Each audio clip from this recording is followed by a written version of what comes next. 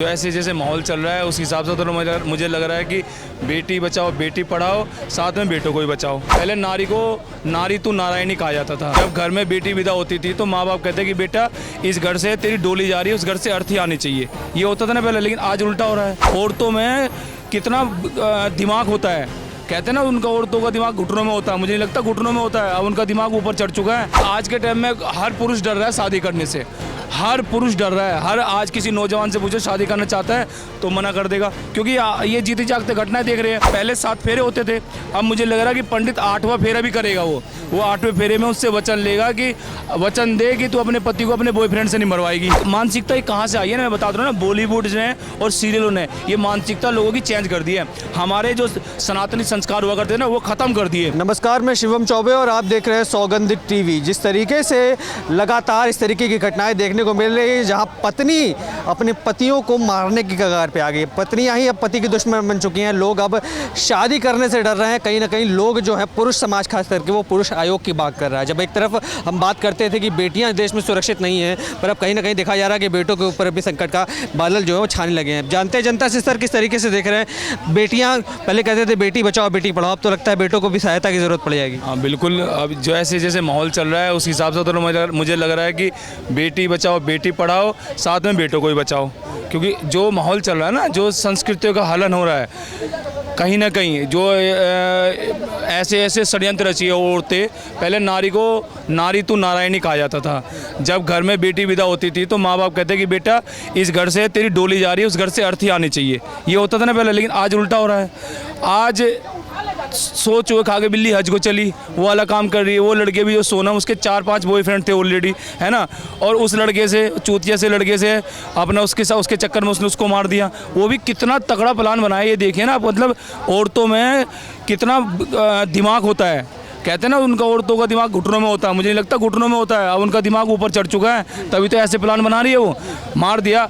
अब आज के टाइम में हर पुरुष डर रहा है शादी करने से, हर पुरुष डर रहा है। हर आज किसी नौजवान से पूछो शादी करना चाहता है तो मना कर देगा, क्योंकि ये जीते जागते घटनाएं देख रहे हैं। पहले 7 फेरे होते थे, अब मुझे लग रहा है कि पंडित 8वां फेरा भी करेगा। वो 8वें फेरे में उससे वचन लेगा कि वचन दे कि तू अपने पति को अपने बॉयफ्रेंड से नहीं मरवाएगी। ये फेरा भी इंक्लूड होना चाहिए, ये होना चाहिए। और वजह क्या समझ रहे, क्योंकि लगातार इस तरीके की घटना मेरठ में देखा कि ड्रम में पैक कर दिया, हनीमून पर ले जाकर मार दिया, ऐसा कर दिया कि बंदा खुद फांसी पर लटक जा रहा है बेंगलोर में, आईटी इंजीनियर। तो क्या लग रहा है कि इस तरीके की घटनाएं क्यों बढ़ रही हैं, क्योंकि लगातार इस देश में इस तरीके की घटनाएं देखने को मिल रही हैं? देखो, संस्कार घर से जो माँ बाप संस्कार देते हैं वो उसको उनको ढंग से नहीं मिल रही है। उन संस्कारों को पैर कौन रख रहा है? बॉलीवुड, है ना, बॉलीवुड हो गया। और ये अपना एकता कपूर जो सीरियल बना रही है। एकता कपूर ने 20 साल पहले से स्टार्ट किया था कुछ सीरियल बनाने, और आज उसने जो 20 साल पहले पेड़ लगाया था ना बबूल का, आज वो कहीं ना कहीं सोनम के रूप में, मुस्कान के रूप में निकल के आ रहा है सामने, है ना। वो क्या दिखाती है कि पत्नी का फिर देवर से हो गया, जेठ से हो गया, है ना, ससुर से हो गया, पड़ोसी से हो गया, उसका एक्स बॉयफ्रेंड आ गया, उससे सेटिस्फाई नहीं हो पा रही तो उससे अपना सेटिस्फेक्शन ढूंढने लग गई। ये सारी चीज़ दिखा रही ना। ये सारी चीज़ कहते हैं ना कि जो बॉलीवुड और ये सीरियल होता है ना, वो समाज का आईना होते हैं। जो समाज जो देखता है ना वो सीखता है, तो वो इम्प्लीमेंट करता है। इम्प्लीमेंट हो रहा है, देख रहे हो ना, इम्प्लीमेंट हो रहा है। वो देख देख के तो हो रहा है। हमारी जो महिला है, 20 से 25 साल की जो महिला है हमारी, वो घर पे अकेली रहती है, काम धंधे में, है ना, अपने बच्चों को अपने स्कूल भेज के, पति का हस्बैंड को अपना ऑफिस भेज के वो खाली हो जाती है। खाली होने के बाद वो क्या देखती है, या तो नेटफ्लिक्स पे कोई मूवी देखेगी, घटिया मूवियाँ, है ना, ऐसी OTT पे मूवियाँ देखेगी, ये सारी चीज़ें देखेगी, सीरियल देखेगी एकता कपूर के, तो उसका ब्रेन वॉश होता रहेगा। पहलू ये भी है कि लोग कह रहे हैं कि जब बेटियों से ही नहीं पूछा जाता कि वो किससे शादी करना चाहती, जबरन किसी के साथ शादी करवा देंगी, फिर उसके बाद इस तरीके की घटना, क्यों बेटियों को पक्ष भी जानना जरूरी है। अगर वो शादी नहीं करना चाहती तो ज़बरदस्ती क्यों करवानी? तो मतलब अगर आप शादी नहीं करना चाहते तो मना कर दो ना।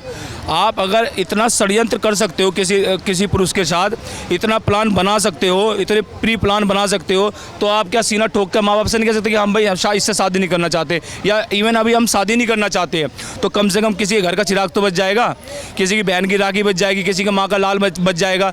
अगर आप शादी करने के लिए मना कर देंगे, मत करो ना शादी। अगर आपको शादी नहीं करनी है तो मत करो शादी, अपने माँ बाप से खुल के बोलो। लेकिन आजकल की जो युवा पीढ़ी है ना, जो अपना टिकटॉक वगैरह देखती है या इंस्टाग्राम वगैरह चलाती है, सोशल मीडिया में बहुत ज़्यादा एक्टिव है, वो इस चीज़ को सुन नहीं रही है। क्या हो रहा है हमारे बीच में, और माँ बाप देख भी नहीं रहे हैं कि हमारी बहन बेटी कहाँ जा रही है, स्कूल जा रही है, कॉलेज जा रही है या कोचिंग जा रही है, कोई देख भी नहीं रहा। तो लोग पुरुष आयोग की मांग कर रहे हैं, क्या लगता है पुरुष आयोग वाकई में सरकार लाने का काम करे? देखो कानून ऐसे है कि सारे महिलाओं के लिए कानून बने हैं। मैं मना नहीं करता कि महिलाओं के लिए कानून होना चाहिए, क्योंकि आज से कुछ साल पहले महिलाओं के साथ ऐसा व्यवहार होता था कि महिला को पैर की जूती समझा जाता। हम उसके भी खिलाफ थे कि महिला पैर की जूती नहीं है, सर पे बैठाने का ताज है। वो आपका वंश चलाती है ना, आपके वंश को नाम देती है, वो आगे आपकी पीढ़ी को आगे बढ़ाती है ना। हमारी ये सोच थी, हमारी कल भी ये सोच थी, आज भी ये सोच है। लेकिन अगर सोनम जैसी, मुस्कान जैसी लड़कियाँ ये क्या वंश चला पाएगी? ये तो वंश खत्म करने वाली लड़कियां है, मुझे लग रहा है ये। अच्छा, लोग ये भी कह रहे हैं कि जब इतना अच्छे पति मिल रहे हैं, आपने देखा होगा राजा कैसा, और उस समय वो देखा कि मेरठ में वो सौरभ कैसा था, बावजूद उसके लड़कियां ऐसे लड़कों के चक्कर में क्यों पड़ जाती हैं जो कहीं ना कहीं देखने से ही लगता है कि वो कितने नशेड़ी हैं, कितने छपरी टाइप के लड़के। पता नहीं लड़कियों को आजकल क्या चाह रही है वो। उन्हें बिजनेसमैन पसंद नहीं आएगा, उन्हें गवर्नमेंट जॉब वाला पसंद नहीं आएगा, उन्हें मैच्योर बंदा पसंद नहीं आएगा, उन्हें बिल्कुल मतलब किसी एल में ना हो कि दारू ना पीता हो, सिगरेट ना पीता हो, वो पसंद ही नहीं आएगा। उन्हें पसंद आएंगे जो रोड पे छपरी की तरह घूमते हैं, है ना, जिनकी 10-10 गर्लफ्रेंड है। आम बात है उनके लिए। और लड़की को पता भी है कि इस बंदे की 10-10 गर्लफ्रेंड है, लेकिन फिर भी उसके करीब जाएगी। ये मानसिकता ये कहाँ से आई है ना, मैं बताता हूँ ना, बॉलीवुड ने और सीरियलों ने ये मानसिकता लोगों की चेंज कर दी है। हमारे जो सनातनी संस्कार हुआ करते थे ना, वो ख़त्म कर दिए। हमारे में 16 श्रृंगार होता था, है ना, कहाँ पर किसी लेडीज़ को पता है? 16 संस्कार होते थे, किसी लेडीज़ को पता है? क्या सही मायने पता हो कि मंगलसूत्र क्यों पहना जाता है? ये 16 श्रृंगार में आता है। क्या माथे की मिदिया का अंतर पता है? क्या जो पाजेब का मतलब पता है? क्या माथे में सिंदूर का मतलब पता है? नहीं पता होगा। ये हमारे 16 संस्कार में आता है। 16 संस्कार कहाँ सीखोगे? हमारे जब वेद आप पढ़ोगे, पुराण पढ़ोगे, गीता पढ़ोगे, श्रीमद् भागवत गीता पढ़ोगे, रामचरितमानस पढ़ोगे, ये जब चीज़ें पढ़ोगे ना तो आपको पता चलेगा। कुछ लोग कहते हैं कि भाई आप सीता ढूंढ रहे हो, आपके अंदर क्या राम के गुण हैं?